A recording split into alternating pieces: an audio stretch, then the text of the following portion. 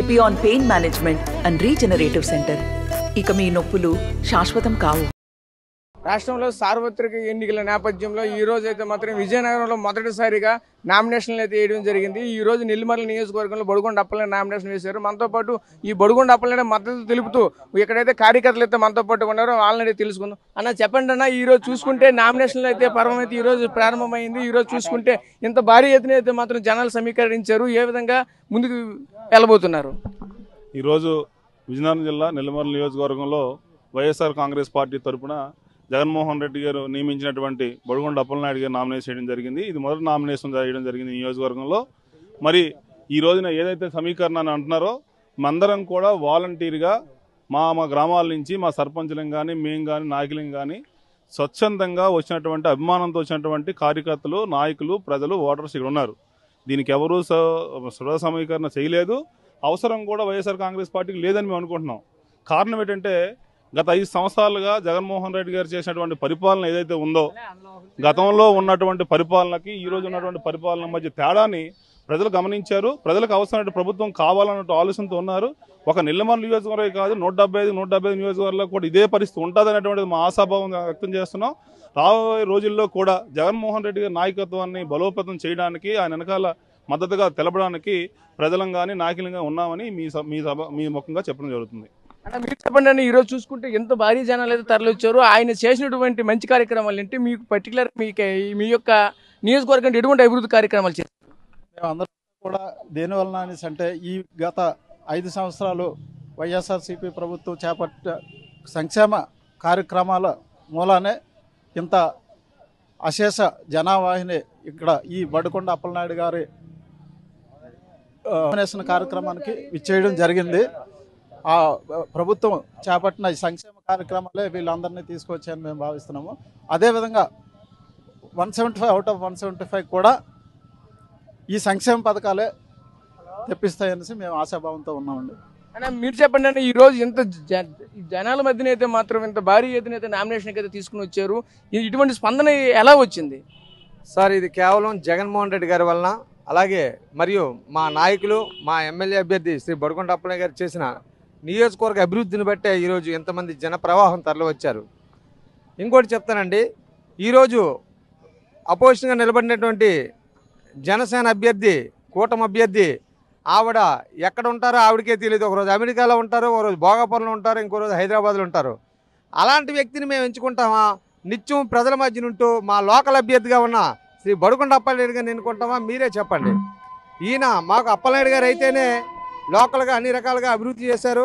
4 మండలాల్లో ఇంటర్నేషనల్ ఎయిర్పోర్ట్ని తీసుకొచ్చి అవి శరవేగంగా పనులు చేయిస్తున్నారు.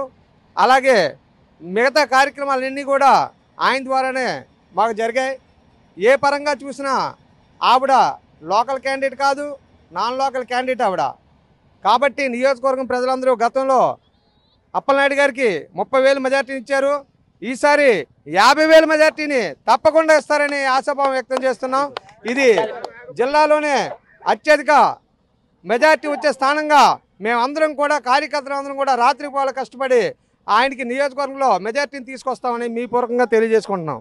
జై హింద్. పరిస్థితి ఇంతే కాకుండా మన పక్కన అయితే మాత్రం బీజేపీ నుంచి అయితే మాత్రం వచ్చిన నాయకుడు అయితే మాత్రం మనతో పాటు ఉన్నారు. మీరు చెప్పండి, బీజేపీ నుంచి ఈ రోజు వైసీపీలోకి వచ్చి మీరు ఎందుకు ఈ విధంగా సపోర్ట్ చేయడానికి కారణం ఏంటి?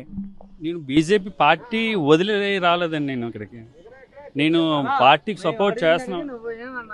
పార్టీకి ఇక్కడ మేము ఇక్కడ పార్టీకి వైసీపీకి సపోర్ట్ చేస్తున్నట్టు, వైసీపీకి అయితే ఇక్కడ మేము సపోర్ట్ చేయడం కారణం ఏంటంటే ఇక్కడ కంటెస్ట్ చేస్తుంది తూర్పు కాపు క్యాండిడేట్ అండి. ఇక్కడ యాక్చువల్గా ఓసీకి ఉన్న ఏరియాలో ఈరోజు ఓసీలు, ఇక్కడ బీసీలు ఉన్న ఏరియాలో కాపులు వెనకదొక్కి ఓసీలు తీసుకొచ్చి ప్రతి ఎమ్మెల్యే ఇక్కడ ఉమ్మడిలో కూడా, ఎలియన్స్లో కూడా మాకు బీజేపీ కానీ, జనసేన కానీ, లేదా టీడీపీ కానీ ఇక్కడ కాపులు గుర్తించలేదు. మెయిన్ కారణం ఈరోజు పురంధేశ్వరి గారు ఏం చేశారంటే వాళ్ళ పార్టీ, వాళ్ళ కులం పార్టీ టీడీపీని కాపాడుకుందామని వాళ్ళ రిలేషన్స్ పోకూడదనే ఉద్దేశంతో ఆవిడ కంటెస్ట్ చేసుకుని వాళ్ళ రిలేషన్స్ చౌదరీస్కే టికెట్స్ ఇచ్చుకుంది. అదే విధంగా మేము కూడా ఏం ఆలోచించామంటే కాపు సంఘం కూడా ఈరోజు వరకు పెద్దవాళ్ళతో ఈరోజు వరకు భయపడో, లేకపోతే ఎడ్యుకేషన్ లేకో కొన్ని వరకు పై వాళ్ళకి సపోర్ట్ టీడీపీ వాళ్ళకి భయపడో ఏదో రకంగా చేతకాక ఉన్నారండి.